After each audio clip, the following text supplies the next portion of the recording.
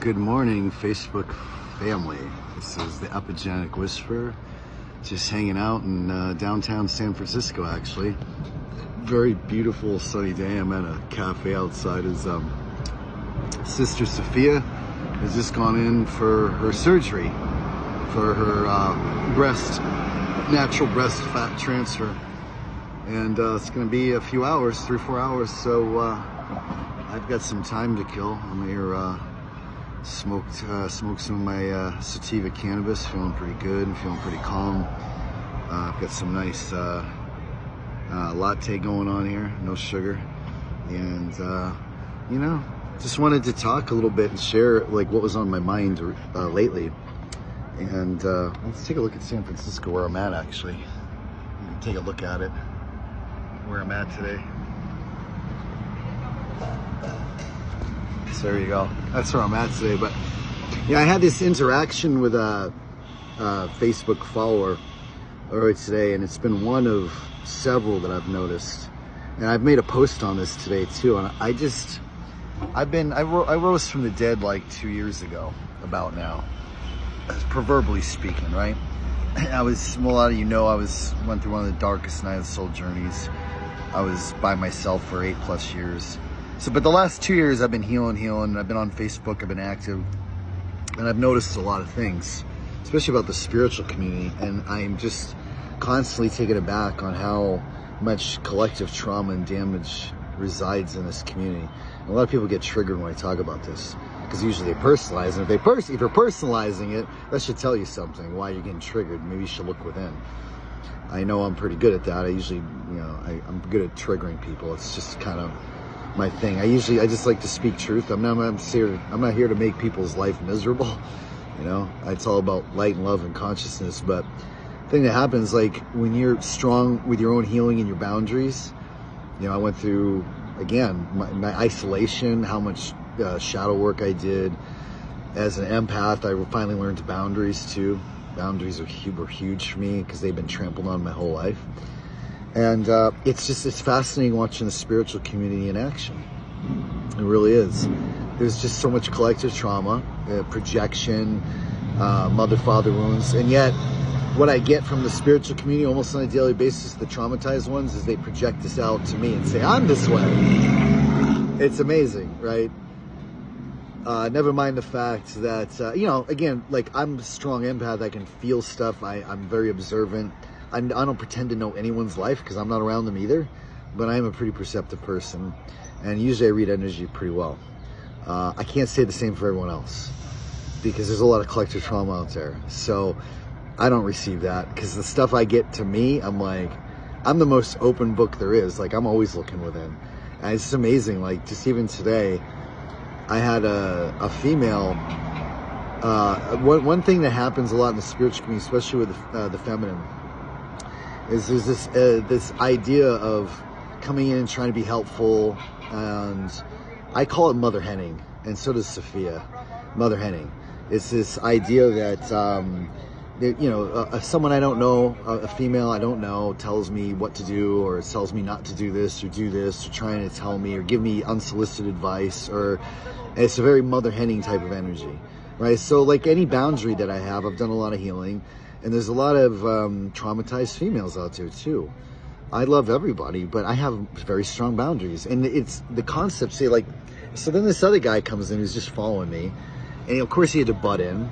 And he talks about, like, you know, he started projecting all this stuff onto me, like, you know, hey, this is low vibe stuff. And, you know, blocking people that you don't agree with is low vibe, and it's not kind, and all this nonsense. And I was just, finally, it clicked for me.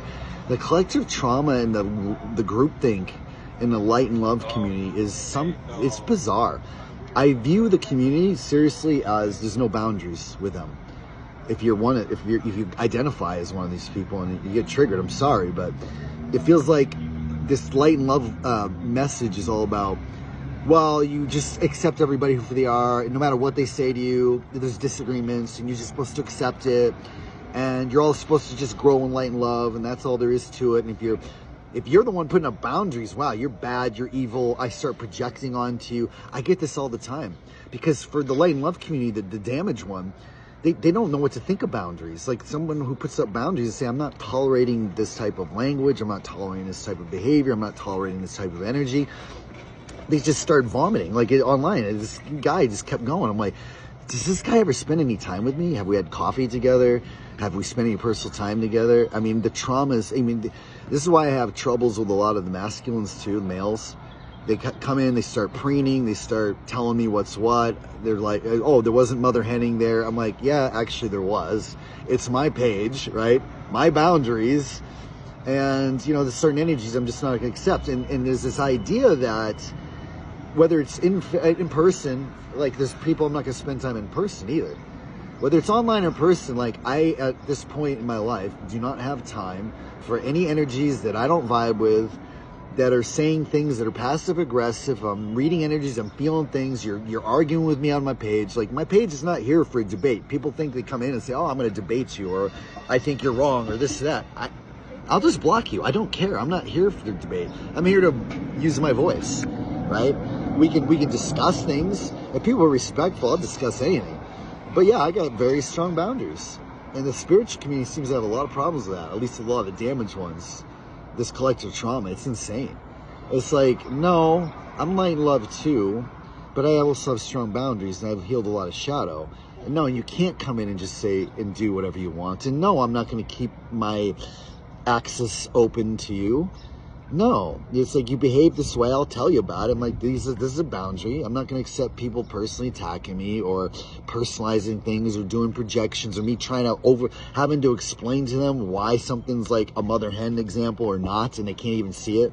And at the same time, with this gentleman, he's admitted many times in the past that he's without a woman at all. And of course, a woman was mother henning, sending this mother hen energy, writing it up. And he comes along, and I know now, looking at it, he's like, oh, you're trying to preen and look good on top of it, and you're doing this on my page. The collective trauma of men, women, the spiritual community, it just, when you've spent a decade alone and you've done deep healing, it is amazing to me, the level of trauma that I experience on a daily basis. And the amazing thing is, like all of us, I was there too, you don't even realize it. You don't even know you're projecting the trauma. It's coming out of your subconscious. You haven't healed your mother and father wounds. And yet I get this slung at me every day, right? It's just that people use this as like just their, I don't know, distraction mechanism. Don't look at me. Don't read me. Don't, and they're just doing a bunch of projection. I got to send a block on all these people.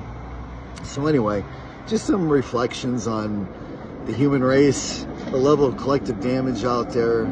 The number of times people personalize things, particularly online. They act like they know you. They act like they know your opinions, even though you spouted one off online that was like a microcosm of your true beliefs, or you're trying to be funny or something. And people just have no etiquette these days online either. It's like, no, you're not there to unless someone's running their page and they say, come debate me, that's what they want to do. That's their page. They can do whatever the hell they want. That's the idea. On the virtual land, no, it's not a free-for-all. You get to define your virtual space, just like everyone else, and you can accept or not accept certain behaviors. And it's amazing that people get triggered by this. Like, oh, you're not light and love, or you got trauma, you got this, because I have boundaries? Because I don't want to deal with your projected nonsense that you can't even see? It's amazing. The light and love community is like way off the beaten path for this. It's like, it sounds Pollyannish. It comes across as Pollyannish. There's no reality. There's no like, hey man, someone's abusing you left and right and doing it under the name of light and love. That's just pure abuse, right? Or just bad energy, or someone's unhealed, or they're personalizing things. You don't need that in your life. Some people learn the hard way and they just keep going back to these people. I'm not one of them. No, I'd rather spend the rest of my life alone in peace. That's where I'm at. And a lot of people that have gone through the healing I have feel the same way. So anyway, that's my reflections today. I'm actually in very good vibe right now. Feeling really good. This coffee is excellent.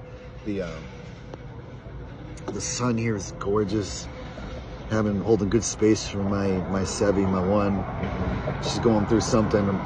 She continues to transmute and transform. I'm so proud of her. I love her so much. I love you guys. Love you all. Let me tell me what you think. Do you relate to any of this, or you think I'm way off base? Anyways, Epigenetic Whisperer out. Love you all. Hope you're having a wonderful, beautiful, gorgeous Tuesday afternoon.